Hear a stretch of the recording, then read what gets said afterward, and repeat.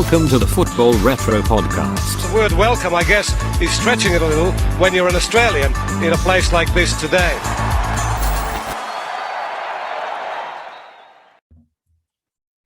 Hello and welcome to episode 41 of the Football Retro Podcast.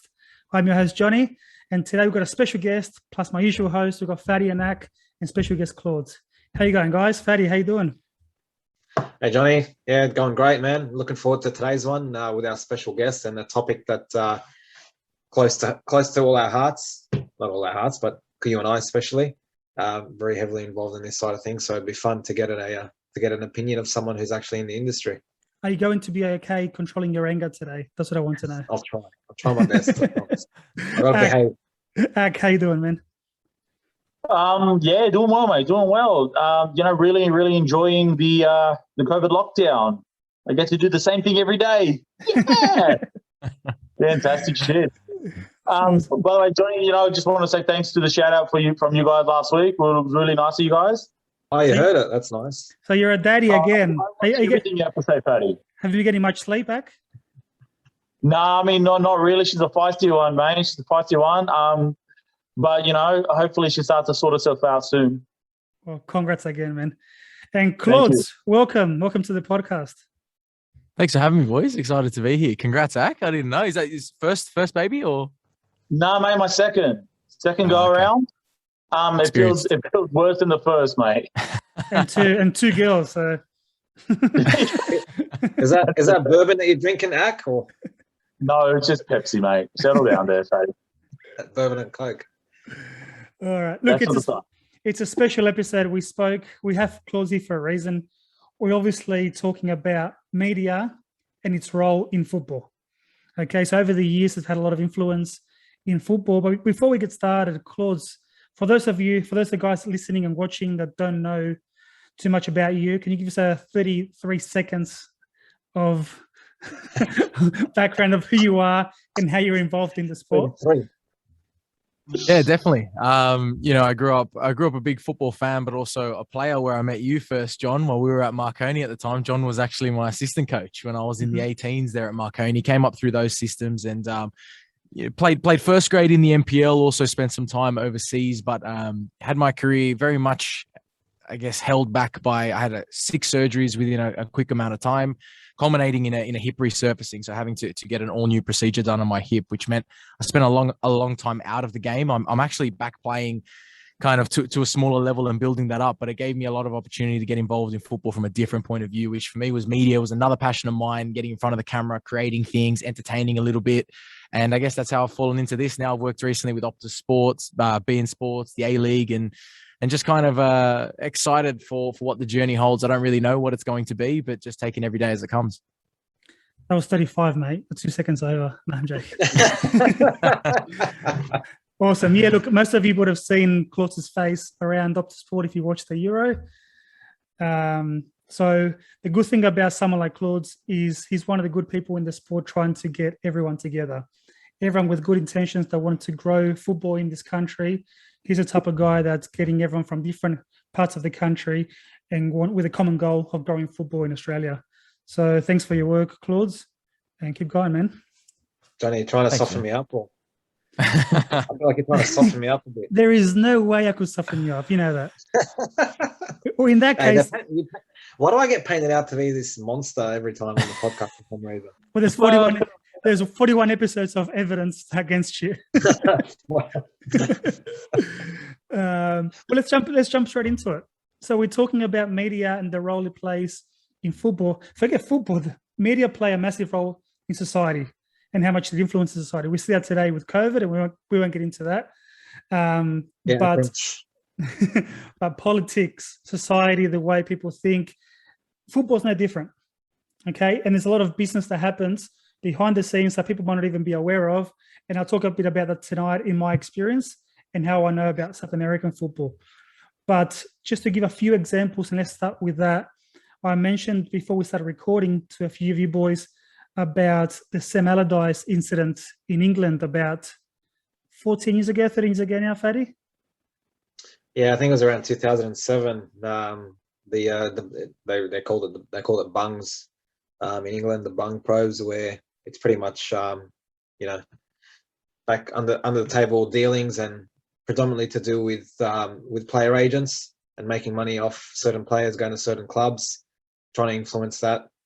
The issue was with Sam Allardyce's son, Craig Allardyce, who was a player agent technically, and specifically 3 players that eventually ended up at Bolton when Sam Allardyce was the coach. So there was this bit of a conflict of interest, and I think the Sun at the time sort of did an undercover thing. Sorry, not the Sun, BBC did a sort of an undercover program, panorama, if you want to call it that, to expose that sort of underbelly of football. So I remember clearly there was like a hidden camera and Semaladis was talking. And at the time, he was the England coach or going for the England job? He was, he had his hat in the ring to go for the England job, but he ended up losing out to Steve McLaren. So I don't know if this would have affected that, but it would have played a part, something that had been publicised like that, where his name was, he wasn't really done for any wrongdoing, but it's very close to home. So there's a lot of the reason we're talking about this on this episode is the English media, and we know how bad they can be with players, with clubs. The English media went out there and did an undercover stint on their own potential head coach and got him out of a job. Claudes, how would the media benefit from such a story like this, or how would they benefit from targeting your own head coach as a country? Yeah, look, I think in that regard, look, they probably saved themselves playing some disgusting Brexit football at that point. But if Sam Allardyce is anything to go by, I think the term media is the main thing here. It's a very broad term. And so when you say media, you include content creators, but you also include journalists, you include the news, you include a bunch of people that not necessarily football people, and you say BBC, The Sun, you're talking newspapers. For me, I couldn't tell you what the thought is behind a journalist writing a story that's negative about somebody in their own sport, because that's I think the big thing to remember is that for me, for example, going into this game, I'm a content creator. Yes, I'm a producer, presenter. Firstly, I'm not a journalist.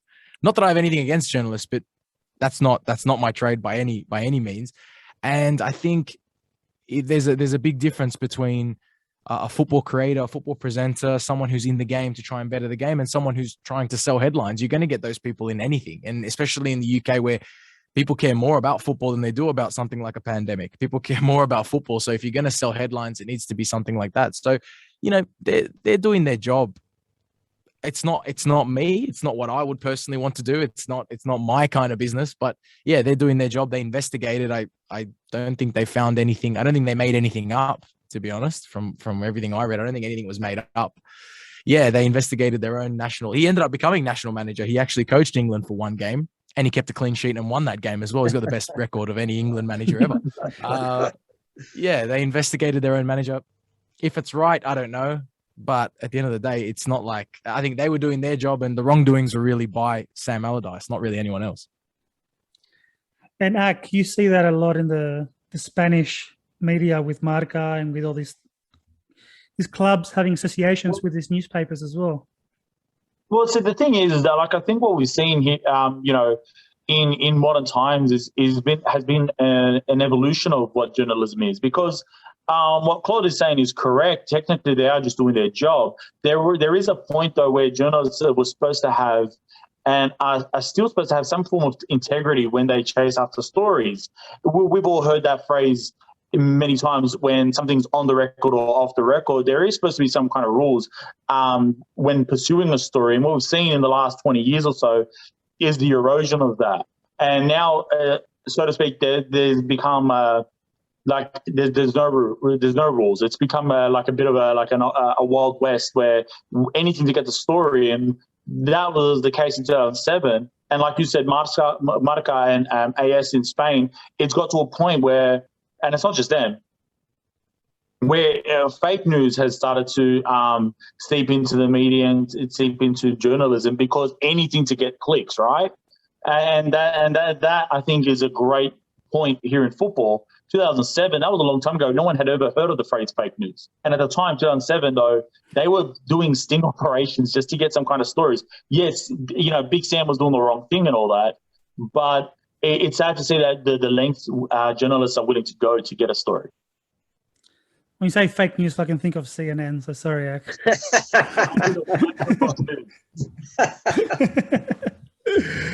No, look, and that's fair enough. Obviously, we experienced it a lot closer here at home.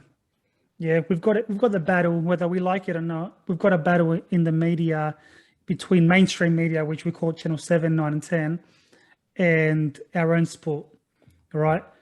And Fatty, 6 years ago now, we had a bit of a battle with the newspapers, with the mainstream media channels, when Rebecca Wilson came out and put that article, and there was a bit of back and forth.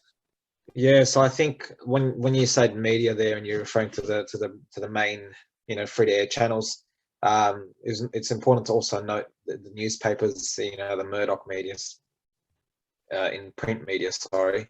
So, the Daily Telegraph and all that sort of stuff. Mainly the cable Telegraph. Television as well. Sorry? He's in cable television as well. Yeah, but to an extent, it was more... I mean, cable television has an interest in the A-League, specifically Fox Sports, right? Because they're paying for those rights. So it's in their interest that the game does well.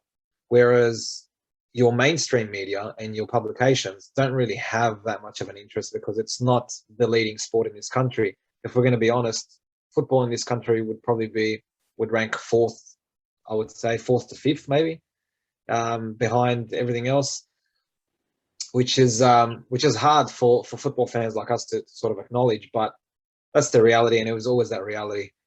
Fans in this country are very passionate, and it was always an uphill battle. Unfortunately, there is a dark side, or a bad side, I should say, to fan behavior, and that was sort of what people like Rebecca Wilson and your radio hosts 2GB and others would sort of latch on to sort of paint a picture that would suit their narrative, as opposed to reporting factually on what happened. As Claude said, they would. You want to sell headlines, so that's what they needed to do. And the problem with that is, before I even came to Australia, I've been getting told of football fans being targeted racially, being targeted as any outcasts. So in that era of 2012, where Del Piero came in, where the Wanderers came in, the sport started to grow. And it felt like something needed to happen to jeopardize it and to make sure the league and AFL were still at the top. Do you remember much about what happened in that era, Claudes? I know you weren't as heavily involved in the industry, but from the outside, do you remember much of that discussions that happened around that and what was going on?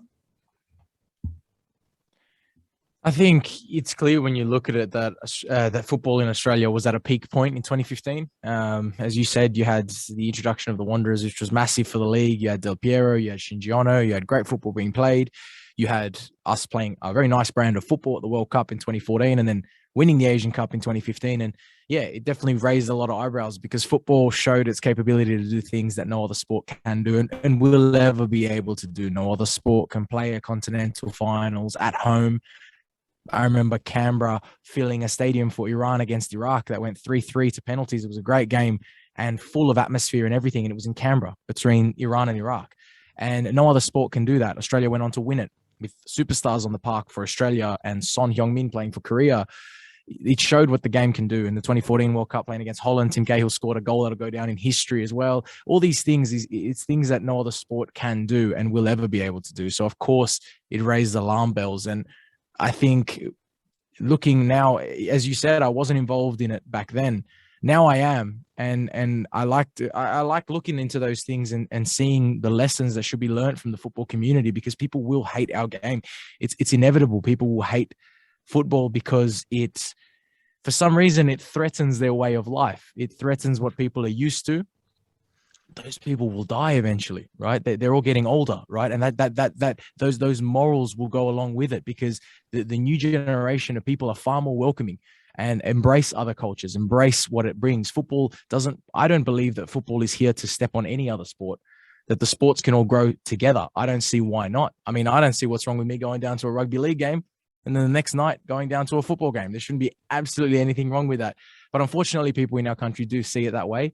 But the biggest problem for me came within the football community as a response. Like, yeah, people are going to say things about your game that you don't like. The problem happened within the football community when fans didn't feel as though they were backed by their own clubs, by their own governing body, and they turned on each other and turned within. And it's one of those things. Someone planted a seed, but the football community did the harm to itself. And now it's been rebuilding for the last 6-7 years. Spot on there, I think. And we touched on that a few times, even in private conversations with Fatty, about that was part of the problem. We saw all this, what we feel as attack on the sport, on the fans, being called criminals. I remember clearly going to watch a Sydney derby, whether it was Parramatta or Allianz, was probably the closest thing I felt to being overseas in regards to atmosphere, in regards to the rivalry, to the noise, to even State of Origin didn't come close to that. And yet you watch the news and they'd say, 7 people were evicted for bad behavior. But then if you do your study, you find out that happens in rugby league games, in cricket games. They only report on that because of what I call an agenda, to make sure that the sport is painted in a certain way. And that's what annoyed people. And like you touched on, Claudes, it was a matter of, okay, we're getting attacked here. What are we going to do? The fans stood up, the fans walked out, and the FA had to react. But as fans, I think you spotted when you said we didn't feel like we were supported by the FFA, by our clubs, publicly. And that's the biggest point, publicly, because we hear all these stories about behind closed doors, this happened behind closed doors, we defended you, but publicly it's a different story. What are you gonna say, Paddy? I mean, we saw that firsthand, obviously, and Claude did make a valid point there that the seed was planted, and from the outside, and pretty much just let the game destroy itself from the inside out, because the powers that be, or those in charge in football in Australia, not just the FFA, but even at club level, every club CEO, every club board, sort of stepped back, and everyone was worried about coming out and actually defending the fan, or defending their own interest, or their own sport, and saying, you know what, that's fine. If people are going to think that, we know what it is. And they could have, I feel like it was a missed opportunity there. They could have really built a fantastic rapport with the fan base if they had just supported them, that they would have received that loyalty. Now, unfortunately, you see that distrust and what it's created between fans in general, specific active fan groups and their clubs. We've seen it at Melbourne Victory. We've seen it at the Wanderers. We've seen it at a lot of other clubs. And it's caused the deterioration of what differentiate our sport, which is the atmosphere and just the actual love for the game, because it's not just what happens on the field, it's what happens off it, which is different to other sports. And unfortunately, I think we've lost that for the time being. Will it ever come back? I don't know. It hurts me to say that, especially being involved with something like this from the very beginning, but it's the reality at the moment. Well, hopefully, like Claude said, hopefully we're rebuilding, and hopefully we're moving in the right direction for the sport. Look, it's not all negative. Media did play and by media, I mean broadcasting of games, for example, has improved over the last 30 years. There have been some amazing changes for the positive. The first thing I can think of is on a Saturday night 20 years ago, correct me if I'm wrong, I think it was 20 years ago, when you could press the red button and you see there's 4 screens. That was something out of this world. That was something that changed the way people looked at football, watched football, and you're on your phone, you're on your computer, and you think, oh yes, there's a goal on this one, quickly change to that side, and you press the red button. Do you remember those times? Used to have Hero Cam as well. You could just watch Del Piero for 90 minutes. You remember that? It was great. It was great. Yeah, it definitely was, and it's evolved over time. Like you said, it was great what happened there with you're referring to Fox Sports, but the competition in the media is great because they're all got to improve and got to be better than the one that came before. And working at Optus, I read so many people that were happy with the Euro coverage because it was probably the most in-depth coverage anyone had seen, because now it's you get a match, you get a mini match, a mega mini, a highlights of this or that, a story, and it's only moving in the right direction. So I think that was a huge step, the one that you spoke about. And now there's this crazy fragmentation of football rights where there are so many different players in the game. And it is weird. It is a headache sometimes for fans, but I hope personally it's going to end up in a great product because everyone needs to beat each other. No, 100%. Fadi, how do you think, or Akram, how do you jump in the coverage of the game thanks to media over the last 30 years? For me, like what I would say is I think like technology certainly improved that, right? I mean, streaming services has changed the way we consume all forms of media, not just sport, right? I feel like there has been definitely a positive, but there's also been a negative, because while there has been a new way of consuming sport and football in general, now there is just got to thank you for using Zoom there on the screen for a sec. Yeah, I don't know why it's always me. Anyway, like I think what's happened though is what Claude suggested and alluded to, which is the fragmentation of the rights for every part of football. And that's because football, I guess, it's such a different animal compared to other sports, right? I mean, the basketball, you got the NBA, and that's pretty much the extent of people's interest, right? You got in Australia, you got rugby league, and that's the extent of everyone's interest. In football, you got so many different competitions around the world that makes it very hard as a consumer to hit that sweet spot with how much you want to consume versus how much money you have to spend. No, spot on. That's one thing that I'll touch on. When Optus first came in, when Optus first came, I'm holding my tongue, I swear to God. When Optus first came in with the EPL, and there was a shift from Fox Sports, Johnny, when you're referring to the red button and being able to see matches at the same time, which was under Fox Sports. It was amazing, and you had a fantastic panel of experts at the time and people that knew or were involved in football, were ex-players, commentators, whatnot.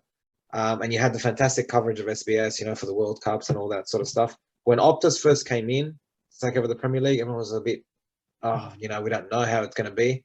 Now I can honestly say Optus done a fantastic job with the Premier League. They've done a fantastic job with the Euros. But now we're seeing the same thing happen with the A-League. So Fox Sports letting go the A-League, now you've got 10. So everyone's got, their thoughts and their opinions on how it's going to look like. We don't know. Time will tell, I suppose. The frustrating or the difficult thing I think most people complain about is that there's too many options. I understand it's good for competition, and people always got to evolve and step it up and present it differently. And we've seen that, as I said, with Optus being fantastic coverage. But now, as a football fan, if you want to watch every league, whether it be Europe, Australia, everything, you're going to be across 4 or 5 mediums to try and do that. Now, people are going to have, not everyone's going to be capable of doing that, whether it be financially or for other reasons. People are going to have to choose, and a lot of things are going to be cut out. And unfortunately, I worry, and I thought about this, I thought, gee, if I had to choose, which am I going to cut out? I will likely cut out something like 10 because I'm not going to care about the A-League as much. I might just go instead. Yeah, 100%. And that's the thing, though, is, streaming services in general make it incredibly hard for you to be able to watch everything the way like we used to growing up. That's why that Fox Sports pool there with the EPL and such, and then ESPN had the Champions League and a few other of the major competitions like Syria and La Liga. EPL and A-League was on Fox Sports. It was such a sweet spot where you had 2 channels that was both accessible via your cable television. Yeah. And it was really easy, and it was probably the best a consumer could have. Now, even just to watch a range of different shows, you have to have 4 or 5 different streaming services to get all the best that you can get out of the media, right? So for now, and right now, like Optus Sport's not very very old, is it? It's only been around for the last 5 years? Yeah, about that. Yeah. Yeah, like so right now, it's still in that kind of like recruiting mode, trying to get people, onto it, and they're bringing out deals where you can get a free when you add it to your internet subscription and all that. So right now, we're all in the recruiting mode. All these streaming services are trying to get subscribers, and then eventually, streaming services are just going to, up the price, right? So there needs to be like a plan or a strategy where, all right, we're going to understand that Optus Sport's going to, tackle your A-League, your EPL and whatever. And then someone else is going to tackle some of the other competitions, like maybe beIN Sport, for example. Because right now, as it stands, you need what? 4, 5 different streaming services to be able to watch the major stuff? I think that when Optus Sport got the World Cup in 2018, that was probably one of the biggest shifts in this country in regards to, because like we said, we used to turn the TV on, that's it. Now going to an app to watch sport was crazy. And like you said, everyone was a bit hesitant.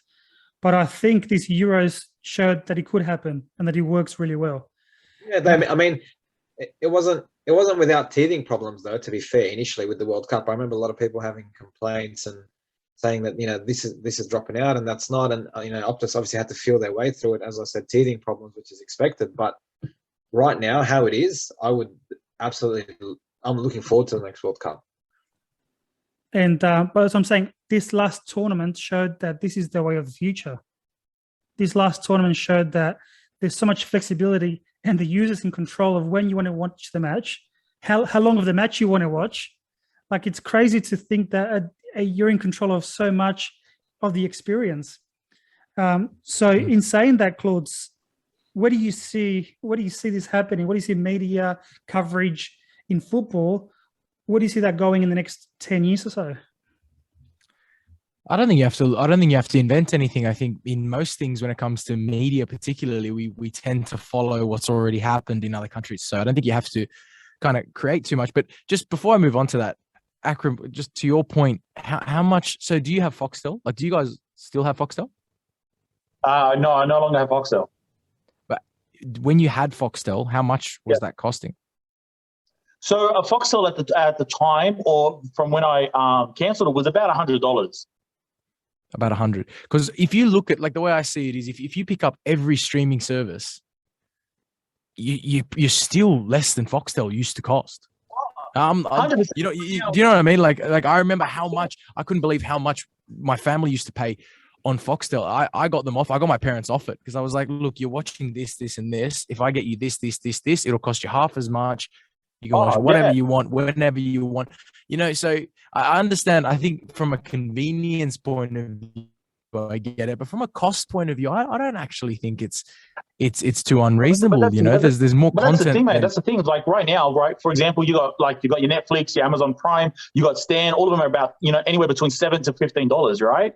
And if, let's say, Netflix was to boost their price up to $25, it'd still be pretty good value, right? But the thing is that like eventually all of these kind of services will up their prices. Like, and how much are you going to pay for your Disney Plus and your Amazon Prime and your Netflix at $30 a piece? Eventually, they will have to up their prices because the prices now are insanely good.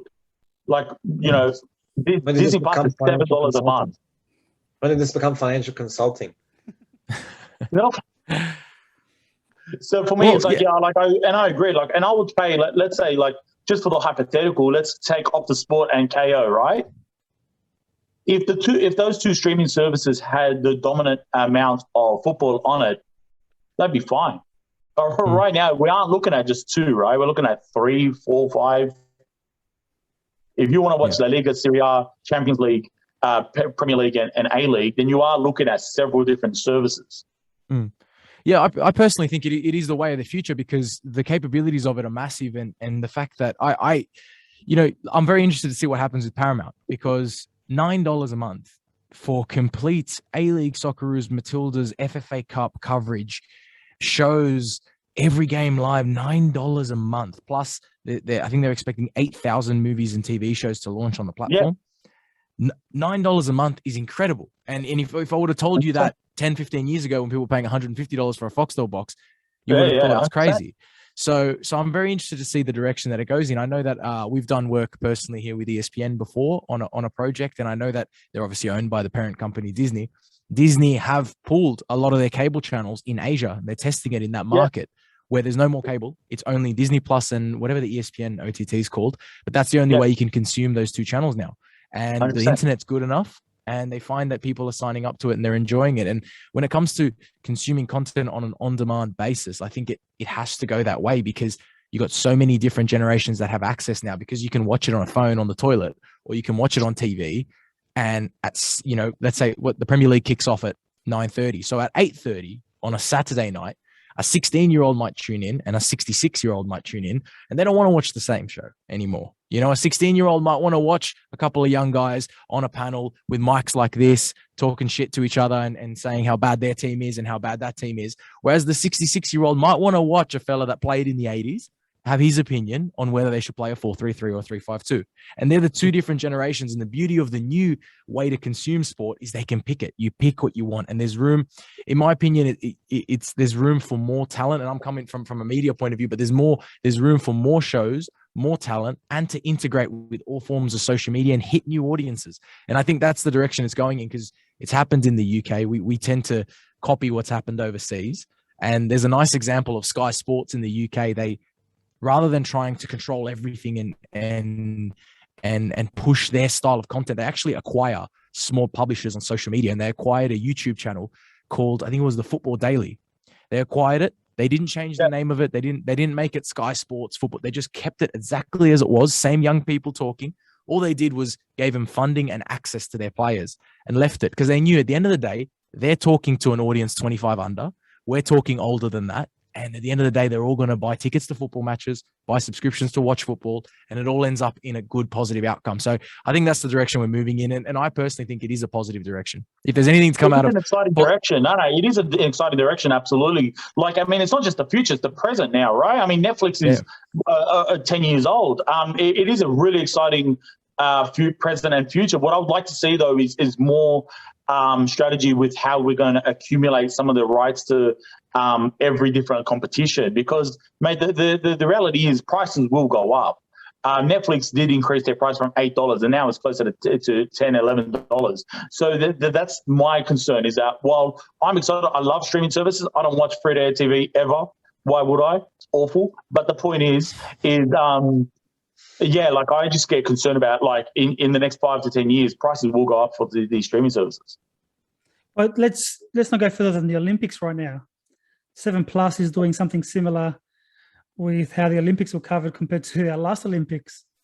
Having to sit through the freaking equestrian, seeing fucking horses jump for 20 minutes. Now you don't have to. Now you press a button, you change, and you pick a sport like it's a freaking menu, and you can watch any sport.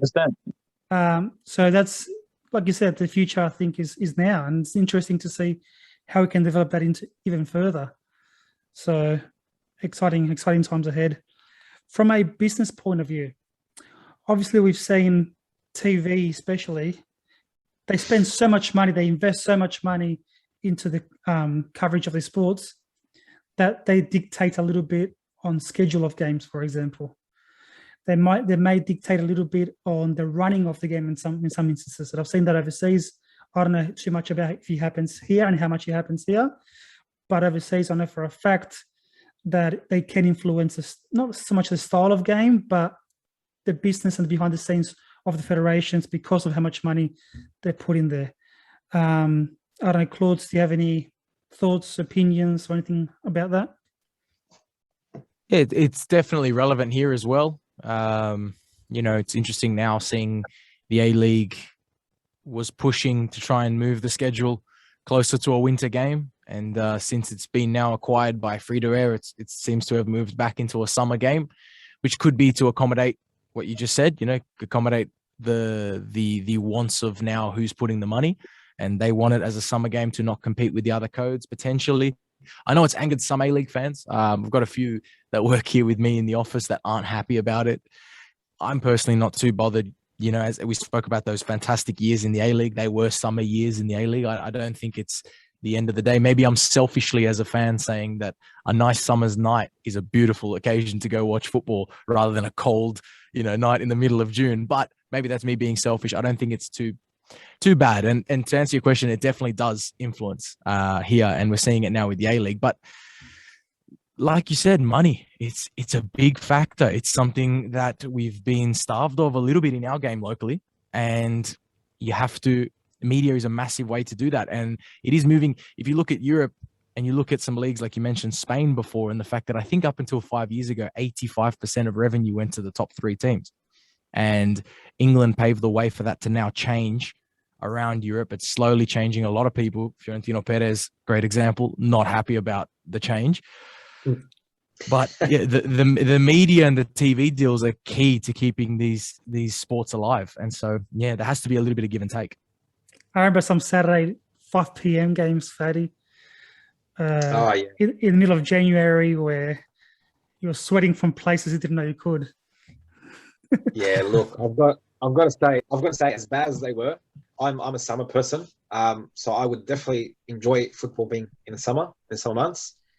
It just works out perfectly, and it works out perfectly for fans, I think, that also play, because most kids will play football, which is through the winter months, and are A-League fans. You know, they'll support an A-League club, and they'd want to go to your local club and whatnot. And it was great because there was a slight overlap, you know, with seasons, but for the most part, you could do both. You could, you know, play your season, finish it out, and then you've got the whole season for the A-League to go to. Early games, you know, summer days where the sun will stay out longer, you could take kids. So I think it works perfectly. I wouldn't personally move it to a winter season. Again, for the clashing, I believe it gave the A-League here a bit of an opportunity to grow, because when the other sports weren't being played through summer, there was at least A-League that people could watch. Regardless of that, Fatty, we're missing the point that the European calendar dictates a lot of things.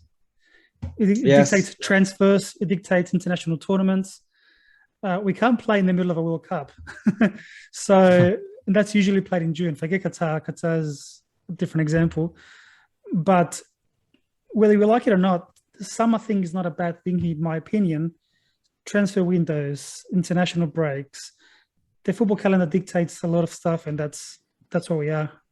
Yeah, we've got to be the same as the rest of the world. Unfortunately, it is the world game. It's not rugby league where they can do whatever they want because they're not bound by anything else. So, yeah, but guys, like the reality is that money does talk, and like as much as the European calendar, Johnny, is so important, right, to the movement of football and its existence, right, and how it works. You also got to look at your local markets, and the money is the bottom line when it comes down to it. If you have to share the market with state of origin, you know, your TV ratings, your ticket sales, all are going to be massively affected. You know, and Australia isn't like America where the size is capable to compete at the same time because there's enough for everyone. There really isn't in our population, right? This is what, like 26, 27 million people here. Unfortunately, the way it works is you need it to figure out the space throughout the whole year. And it's not just for football, it's for rugby league too, because there are football fans that will watch rugby league, but not at the expense of missing out on the football. So if there was football during winter, you would see rugby league take a hit as well, right? So at the end of the day, it really is a symbiotic relationship to the market that you're in, which is, for us, it has to be a summer sport. We're talking football and business. I wanted to bring up something that to a lot of Australians probably unheard of, and they wouldn't have heard of anything like this until now. Okay, for me, where I grew up, it's the norm. It's the norm. It's normal for these things to happen. For example, a lot of journalists in Argentina, I'm someone that consumes Argentinian radio and newspapers every single day, only in football. It's very common for journalists to be paid off by agents, okay, for commentators to be paid off. So what happens is they blow up these players. They constantly bring these players into the media to be picked for the national team, to be picked into these things. So what happens is once they get paid to do that. Other times I've heard of, obviously there's never any evidence and there's never any proof, but certain players being selected into the national team, so the value goes up, and once it's sold, a certain percentage gets divided to journalists, to the federation. Wow. There's players where you think, where did this kid come from? Okay, and all of a sudden TV channels. They make profiles about him. You hear the radio. You hear a game being played, and they talk about the performance of this kid. And it's like he was okay. He wasn't that bad. But it's you know how many times, for example, in Argentina, right? Boca and River have a massive influence on what happens and dictate what happened in the sport. So their players always get picked above other players, and a lot of it has to do with media influence.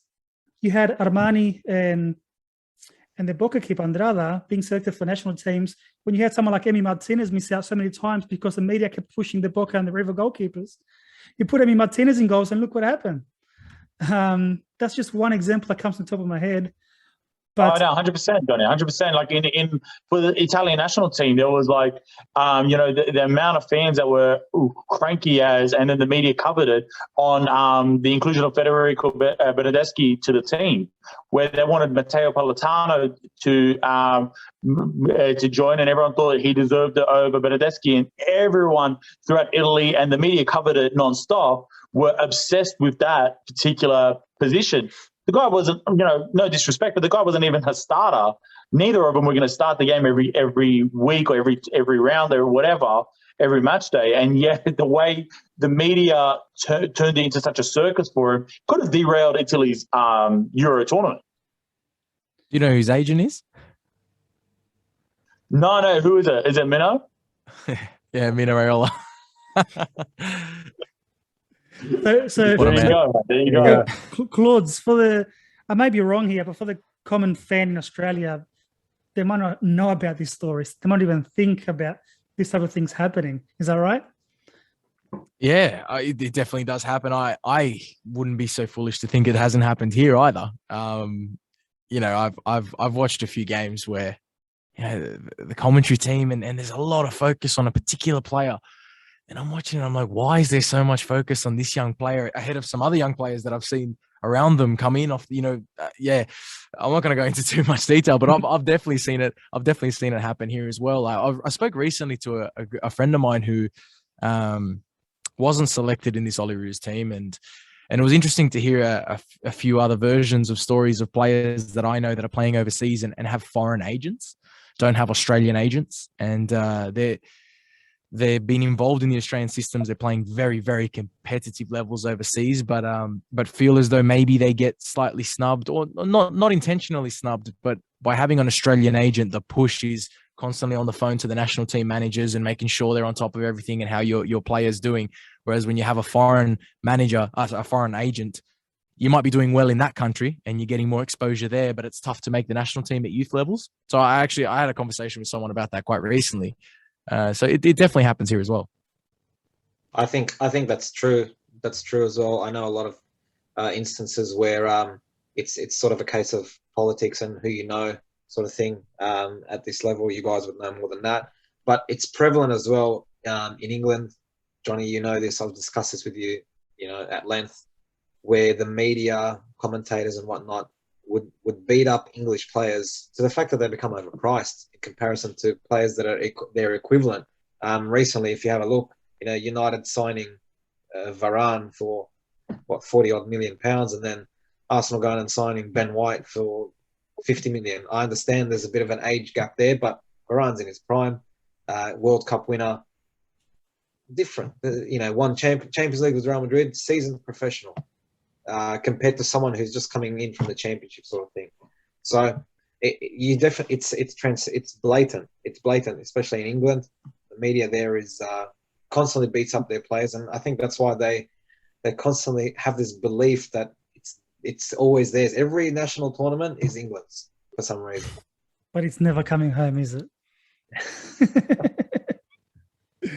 Oh, that would have been a fun atmosphere at Optus Sport, Claudes, when it didn't come home. As an Italian, as an Italian for you, it was it was fantastic, and I had a fair bit of banter going throughout the whole tournament with a few of those guys there, a few of the English boys. It was good to see. It was great because I was really happy that England went far in that tournament because I didn't want them to win. Don't get it confused. I definitely did not want England to win, but by going far, there's something about England in a tournament. It builds a lot of worldwide attention. and everyone watches. And here in Australia, everyone watches because England are going far. So I heard a lot of people whispering around going, you know what, best case scenario, England make the final and then don't win, because it means all eyes will be on this Euro, but then we won't have to hear it for the next 10 years. So yeah, oh, bless them. Bless them. They love the game. Being at somewhere like Optus Sport, what are your thoughts on ex-players taking the step into a media role? Are we going to see a lot more of that happening? I know it's happened over the years already, but is that something that it's going to happen a lot more? Is there an opportunity for a lot of players to step? Because obviously we hear about stories of players ending the career and being completely lost. Now, the media, there's limited spots. Obviously, not every single player can make the step, and not every single player has got the ability or the talent to grab a mic and sit in front of a camera. So what are your thoughts about ex-players jumping in the media? It's an interesting one. Firstly, back on the point of having a lot of different platforms, there's another positive of having a lot of different platforms is more room, more work potentially for those players. But it's an interesting conversation, because there's definitely room, and there should always be ex-professionals involved in broadcast. I think it adds a certain validity to everything. People like that. The nostalgia that they bring, the experience that they bring is important. At the same time, I constantly have conversations with people about whether it should be a almost prerequisite to being on television is the fact that you've played the game at a professional level, or if someone who's just worked very hard at being a media personality and knows the game through and through because they've watched everything and they've studied it and they've played it and they've coached and they've done everything, but maybe they haven't played at a professional level, should they be given the nod in media as well? So it's a tricky one. I've always been a huge believer of, I love the idea of getting a fan, you know, maybe a fan from a completely different generation and putting him or her on the same panel as an ex-professional and letting them talk between them. They're going to have very different opinions, but they're both valid because it's just a game of opinions. So I think that there's room for them, but it opens up a lot of other questions. Like, should an ex-player walk straight into a media role ahead of someone who's maybe been training 10, 15 years to be in that role? I don't know. It's open to interpretation. I think it also comes with how much attention are they getting from the market? If an ex-player is controversial and speak their mind and get angry, then they might step ahead of these characters just because they grab the attention. You want to see them fire up, or you want to see. Do you know what I mean? Yeah. Yeah, but also I think there are some that really shouldn't be in that place. Like you mentioned some people that, you know, if they've got a pedigree, but they may not necessarily be ex-players. You know, someone like Simon Hill, for example, great commentator, someone that people would respect or listen to, not necessarily an ex-player in that regard. But then, as you said, just because they're an ex-player, they shouldn't be able to just walk in. For example, I'll throw an example here. Andy Harper. What a waste of space. Like, honestly, there's a lot better commentators or people that have an understanding of the game. Yes, he played, okay, but that doesn't give him the right to just be there. So it's Robbie Slater's another one. Sorry, I should have mentioned him first. But I mean, I don't know. There are people that as Johnny said, can make that transition, are good in front of the microphone, can speak, whether they're ex-players or not. But there needs to be some football background, either, as you said, Claude, someone who's worked there for a very long time, you know, in and around that media, around football, and has a genuine love and interest for the game. Yes. So they've got the game's interest at heart, or an ex-player who can translate, you know, that onto camera. That's fair enough, but not just anyone. Akram doesn't like about. There are commentators that honestly make me just. Sorry, Fatty. Akram doesn't care about the quality of the commentating as long as it's diversity. If you have a female, a black person, a leprechaun, and an alien. You've got Tara Rushton, you've got Mel McLaughlin. There's plenty of 100%. With diversity comes diversity of opinions. You dickhead. Settle down, mate. Fucking hell. Settle down. I agree with that. At the same time, mate, like the thing is, right, is because I agree with Fatty ultimately. But at the same time, I know, man, you know, it happens. But like the way I look at it, though, is I do love the opportunity for ex-players to get to get in there, because yes, you're going to go through a few that probably aren't talented enough to be in front of the camera and to be a commentator, but with that opportunity comes players that really it's really great to just see again, like, because I know ESPN love recruiting the old players to be in front of the camera, and I never thought that Frank de Boer would be such a crazy person in front of a camera, but he's fucking hilarious. I don't know if you guys ever watched ESPN. He's fucking hilarious, right? I haven't. And they've also recently been putting Del Piero in front of the camera, which is great to see. Sometimes there are players that you just have that nostalgia for and that you really admire, that when they're in front of the camera, you just love to hear from what they have to say. I think, but if it's a Johnny, if it's a guest, some players can't do it for the long term. Some players are good as guest stints, where if it's a relevant match or a relevant tournament where they can draw on their experience previously. A specific topic, Yeah, where they can draw on their experience and say, oh, we're talking about Euro or whatever it is, or it's a Holland, whoever. Say we have Frank Rijkaard in to discuss something. Fair enough. I understand things like that. Doesn't mean that they can do it full time. It's not as easy as people think, I believe. So some people are made for it, some people aren't. But yes, diversity is important. Alex Scott was the one I was thinking of in the UK. She's going to be the lead presenter now. Is it BBC? I don't know what she's on there. I forgot. I actually enjoyed. She's very good. I enjoyed. She's taking the lead now. She's going to be the lead presenter for their football program. I don't know if it's ITV. I forget. There's too many in England. And she's going to be commentating on FIFA 22. Oh, wow. First female commentator. Yeah, that's good. I enjoyed Gary Neville during the Super League fiasco as well, and the way he's come out and the way he spoke. Obviously, I haven't heard too much of him as a media personality, but I did enjoy in that aspect. So, I think it's important. I think it's essential for ex-players to still be part of the game. And like you said, Claudes, is that nostalgia as well from the spectator saying, I remember when he used to play, like putting on Optus Sport and seeing Jimmy Floyd Hasselbank sitting there talking.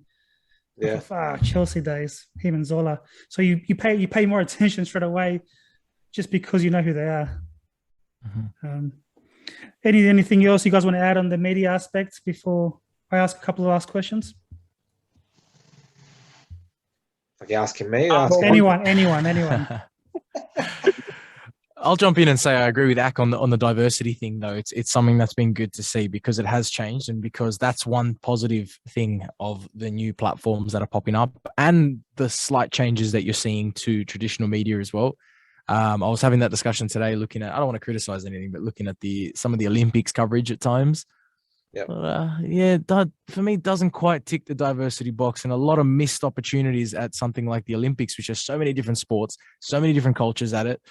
I think they missed a few. They missed the mark on a few things that broadcast, but there are a lot of other broadcasts alternatively that are putting it as a very important factor, and that is gender diversity, cultural diversity, especially in football, which that's what the game is. The game is the most gender equal and culturally diverse game, so the media has to reflect that. So it's going in the right direction, but I agree that is probably one of the most important things. So especially in Australia, where it seemed like the Matildas gets as much attention as the Socceroos. Yeah, that's a massive point as well. It's funny. Sorry, it's funny you touched on the Olympics there, because I watched a couple of broadcasts, and there was some very, very cringe moments, and I thought, surely how can they say this? Like, they were commentating on. I was watching the high jump last night actually, and the joint gold medal, where the Qatari jumper and the Italian jumper decided that because it was a draw, they weren't going to go into a jump off, if you want to call it that, and decided to both take a gold medal, which was great. But as the Qatari competitor was going for the jumps, and they were saying, they said if he wins them gold, they're going to build him a palace or some shit. I'm like, are you serious? Like, stereotyping. It was so cringeworthy. Like, I didn't get offended. I understand, but it was funny because they didn't know how else to sort of relate to him, or to mention something that's relevant about him or about his culture, to say, they're going to build him a palace because it's fucking from Qatar. Look, like I said before, I said it to my partner yesterday, 2 days ago. It's an improvement in the Olympic coverage. I don't want to get jumping too much into analysing that, but it's an improvement on where he was 5 years ago, but he's still not quite there. And I think because we just came off, the example that I gave to her was, we just came off watching the Euros in Optus Sport, and we enjoyed that so much. And I gave it like 3 or 4 examples of how 7 could have fixed a couple of things. So now it's changed everything. I'm telling you, like the way that we opt to watch tournaments and watch events changed everything because we want more control. And the bar's so high now, the 7's tried to do it, and good on them for improving on where they were, but it's still not quite there. Commentating is one of them. Getting lost in the app was another thing. There's a few things that need to be improved on, but overall, we're heading in the right direction, which is important. It's better than us seeing it go backwards. Before we go, Claudes, do you want to be brave and give a couple of predictions as to for futures? Who's going to win? Who's going to win Premier League? Who's going to win La Liga? I was waiting for you to put him on do the it. spot. Let's do it. Why not? I'm sure you guys will have your opinions locked in. No, actually. Don't even care about our opinions. No. All right, let's Okay, jump. it's only La Liga. Who do you think? I know we're still freaking. It's May next year. We'll find out the winner. But season ahead, what do you think? I think Barca win La Liga. I think Barcelona win La Liga because I think, I'm not a big fan of Ronald Koeman personally as a manager, but I think he's got a great team here. If you look at the last 4 or 5 months of that season that just passed, I thought they showed glimpses of being brilliant going forward. I don't think they'll be great in Europe again, but I think in the league, consistency, they now have a lot of goal scorers. They already were scoring more goals than anyone in Spain last year. And I think, Ansu Fati back fit, Pedri, hopefully if they can keep him fit. And I think they're going to win it also just because I don't think Atletico have it in them to go 2 years in a row. And I don't think Real Madrid are at the standard they need to be. Do you agree, Ak? Hakam's a massive Real Madrid fan, by the way. Just letting you know. Okay. All right. Sorry about that one. No, see, that's the thing. Unfortunately, I do agree. It's a sad reality. Like, I think Real Madrid fans are having a transfer season to forget. It's a fire sale over at Madrid. All things must go in order to get Mbappe. I think they forget they need 11 players on the pitch. But, whatever, that's going to be the way it is. However, I do want to say Messi's contract is still not registered with La Liga. They have until the end of August, right? Fuck you. But you read too much. Read too much media, mate. You sound foolish now. No, it's true, 100%. It's like it's still not registered. What's he gonna do? They have to get past some financial burdens. That's why they're trying to get rid of Pjanic. They're going to get rid of Pjanic for free just to get him off the wage bill. I'm not saying it's not going to happen. I'm just putting it out there for you. Do you know where Messi is right now? Do you know where Messi is right now? Messi's with Messi's with Suarez and Fabregas in Ibiza on holidays. I don't think it's distress, mate. I think he feels safe. I'm sure he's fine because he's going to get his money either way. But if he's not registered by the end of August, he cannot play until January. Mate, I'm sure the lawyers are one step ahead of you in that regard. I'm sure that they're not waiting for Akram Tabouli from fucking Western Sydney to tell them that if you don't register Messi by the end of August, he's not going to be able to play. Dude, the rules are the rules. Just let me have my hope. Just let me have my hope. Shut the fuck up. The rules are the rules. All right, let's jump into the biggest league in the world. The Premier League. Syria? The Premier League. What do you think, Claudes?